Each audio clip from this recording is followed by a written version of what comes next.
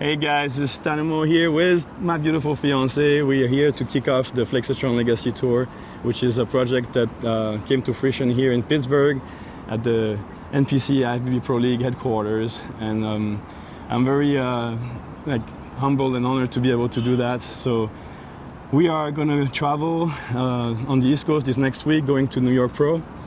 Starting tomorrow, we're going to be in Virginia for the R&D MVGM.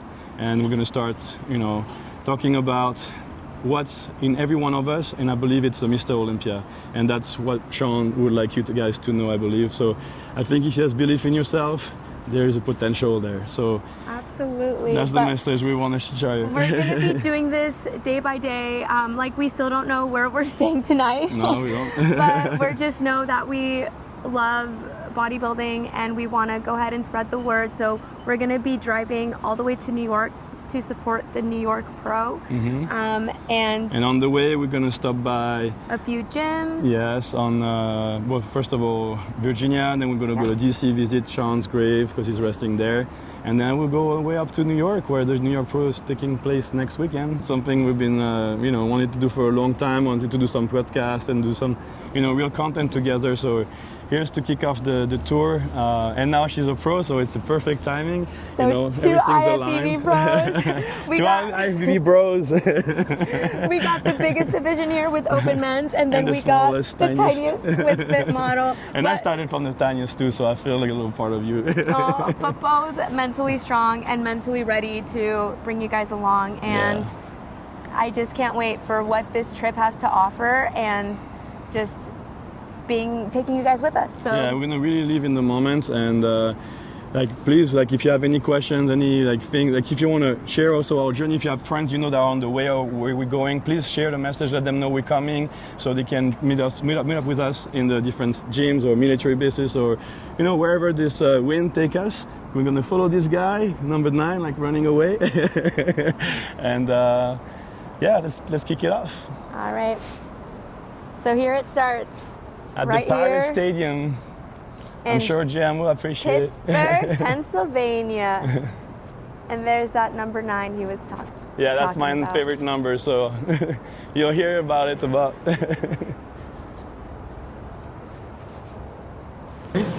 What are you doing right now? What are you doing? I'm kicking off the tour. I'm posting about us coming tomorrow to the R&D MV gym. And I'm really getting excited. It's getting real. Because it's happening. Of course it's getting real. Something I didn't know is that I guess Dialed Moods is shipping out crates of drinks for the gym. For the gyms and everywhere we go, so we're going to hand out some drinks.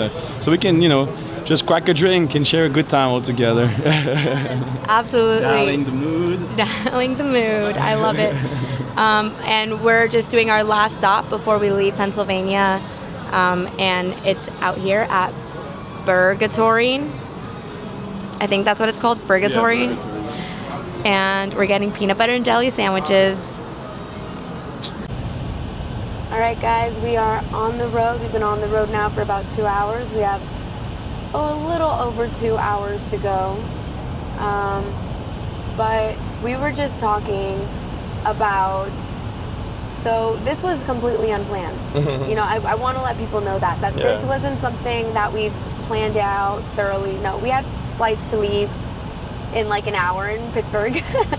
So we had to call, the airline, get everything adjusted. The car rental. We had to call the car rental to extend the car, and not only that, but the drop-off location. And we still don't have a hotel yet. So I want to just put that out there, because this was not something let's do this. No, we didn't even know if I was going to get my pro card, Yeah, and then I came up with the idea, as we arrive in Pittsburgh, it's kind of hitting me that we need to be here longer, and it makes sense to go to New York, support, and go see Shawn. And since we're going to go see Shawn, first we have to go to Virginia to pick up Easton anyway. Then after that, it was why not, go visit Shawn in DC, it's not far. And then, if you're going to be a few days, then let's stay a few more days and go to New York after the New York Pro. We got one of our best friends, Amanda, her fiance is my coach. They're all going to be there. He's from New York, so you have family in New York that she wanted to come see you, but she couldn't because it was Mother's Day. So it's let's just make everybody happy, you know, and just connect with everyone. Yeah, so absolutely.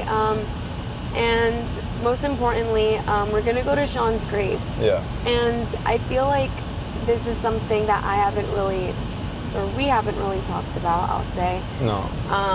And I feel like it's a sense of getting, I don't want to say closure, but it's more of like acceptance, healing, and meaning.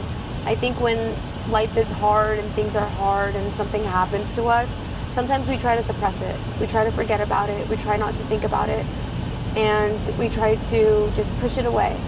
And when we should be doing the opposite, we should be acknowledging it, you know, facing it. Feeling it fully.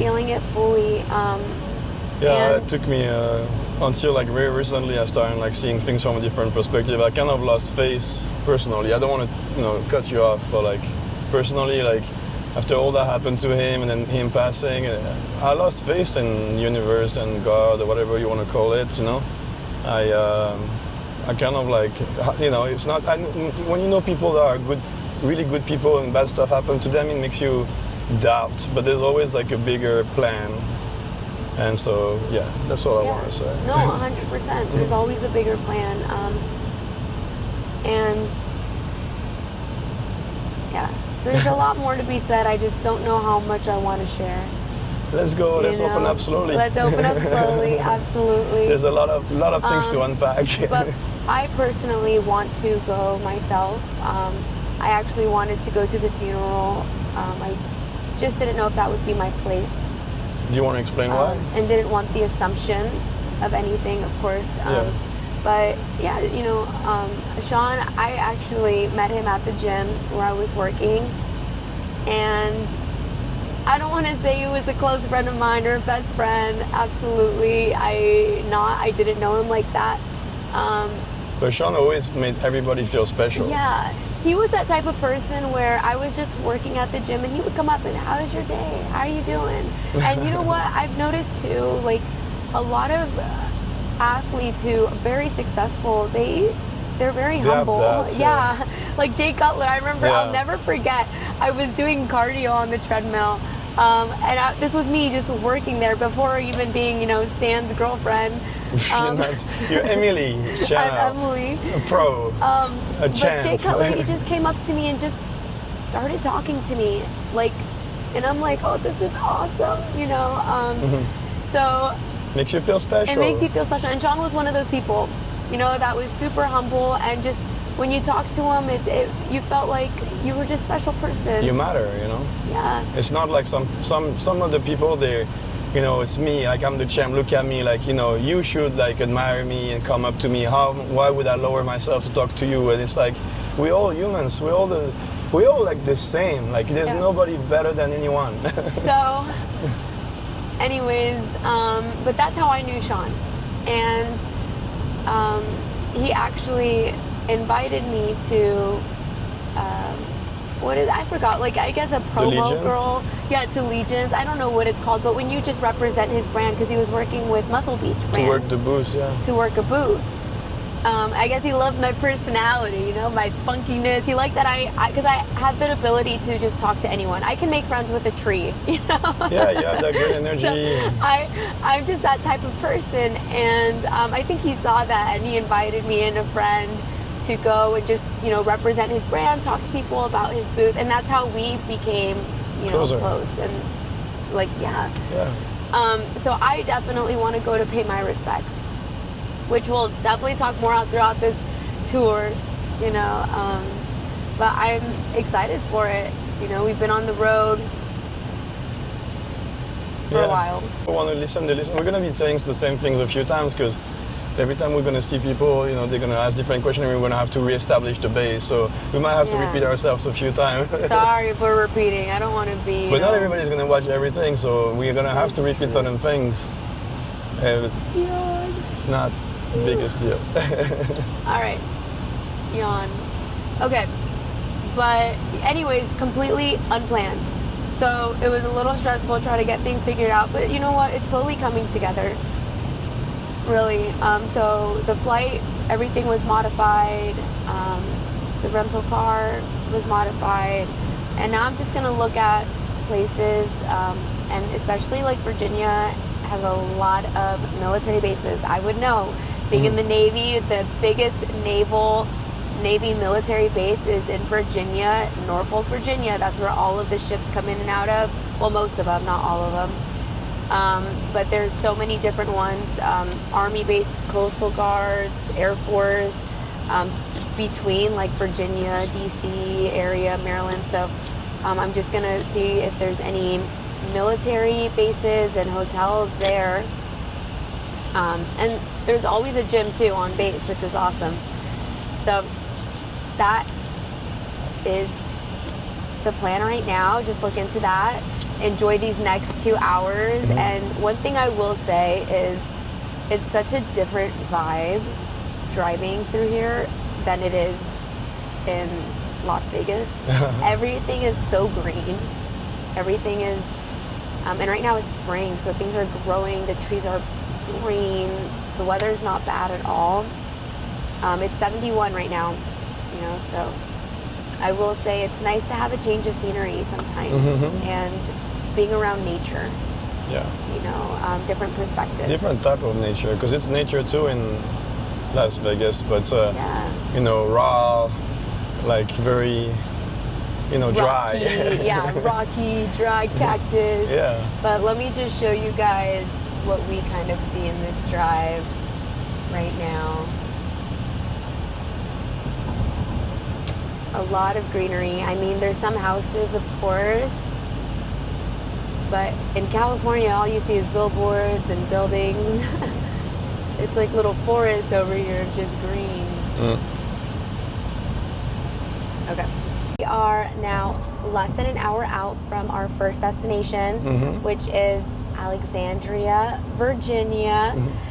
For some people who may not know, I lived in Virginia for a few years while I was active duty in the military, and even went to the College of William and Mary out in Williamsburg. That's where I got my bachelor's. But enough about me.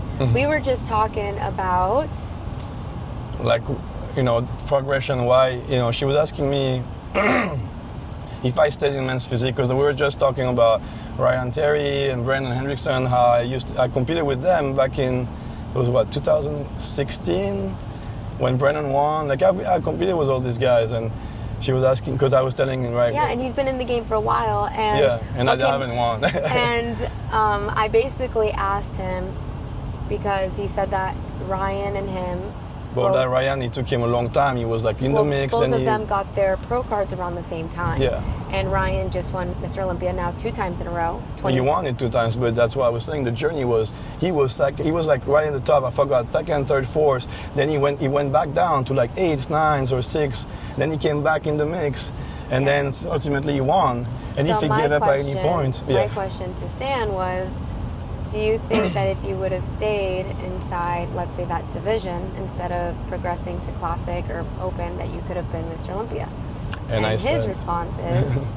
I said, I do think so, but that's, to me, it's limiting bodybuilding. I wanted to grow mentally, spiritually, and my physique. I didn't want to stay confined. And then I was saying, like, Classic physique, it's crazy because all these guys like Urs, even Chris Bumstead, and Mike, they all, like, you know, close to the weight limit, but somehow every year they improve. Like now I heard Terrence is like close to the weight limit now, so it's like, but I heard like not long ago he was like 10 pounds under.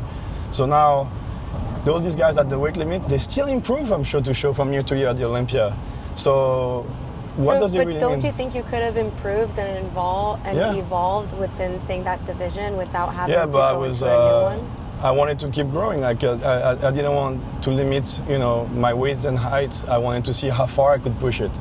I always want to see my full potential. That's what I live for. Oh, so you wanted to take away the metrics out of bodybuilding. Yeah, okay, exactly. That makes sense. And that's why, that conversation was very interesting, because I know a lot of people said that Mike, and I disagree. I think Mike's a great freaking physique. And this weekend he was there on stage. He holding his size next to the monsters, you know, Mr. Olympia, each division, and. It's like a lot of people say he's not classic, he's bodybuilding.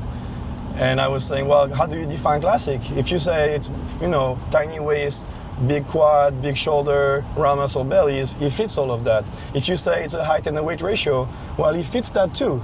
So if he fits, those two definitions that, two different criteria that define classic physique, then you cannot say he's not classic. That just contradicts itself. So what is actually classic? It's bodybuilding with weight and weight and height limits. With the metrics. Yeah, with metrics. So that it's kind of, when you say it that way, it's kind of a mind, Yeah. I know. We actually have these really in-depth conversations in the car, and I was like, let me vlog this because I feel like some of this might be interesting for just people out there who are interested in, bringing y'all along this journey. Yeah. Or this tour.